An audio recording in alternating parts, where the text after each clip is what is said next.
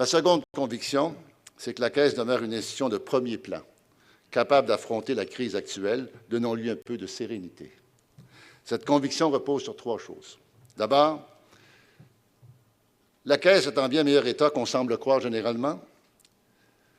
Sa performance de 2003-2007 lui a permis de doubler sa taille, de 77 à 155 milliards, et comme je vous l'ai montré, d'accumuler un bon coussin de 15 milliards par rapport à sa performance historique de troisième quartile.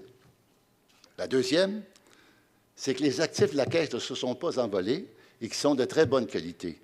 Ils ont été, oui, fortement dépréciés en raison des règles comptables et de la crise financière. Mais rappelez-vous ceci, la Caisse possède 22,4 milliards de dollars de provisions, de mis de côté, pour faire face à l'avenir. De plus, ses revenus courants, encore en 2008, sont encore aussi élevés que l'an passé. Quand on regarde le monde des institutions financières, vous regardez les banques, les assurances, vous regardez tous les secteurs, on regarde toujours pourquoi il y a une méfiance dans l'industrie. On veut savoir est-ce que les actifs sont de qualité, puis est-ce qu'ils sont bien provisionnés.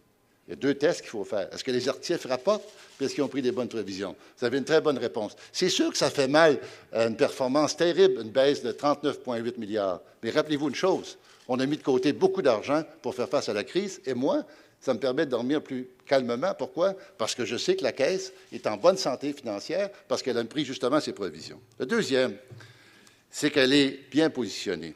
Vu de l'extérieur, et je n'étais pas là, mais j'ai compris à la conférence de presse que la Caisse avait effectué une gestion proactive de la crise mondiale.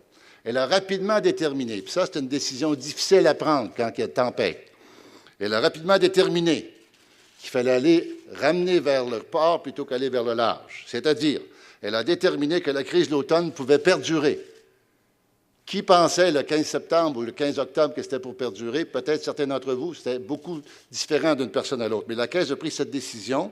Elle a baissé davantage sa pondération en action et elle a choisi de protéger le capital de ses déposants, c'est-à-dire donc garder ses obligations, garder son cash, afin de privilégier, plutôt que de privilégier le rendement à court terme. Ça, c'était une sage décision.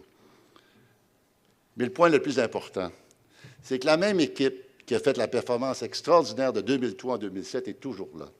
Et la Caisse a la chance de compter sur des employés, des gestionnaires, des dirigeants d'une compétence remarquable. C'est ça, les vrais actifs de la Caisse. Ce n'est pas les immeubles, c'est le personnel. Et M.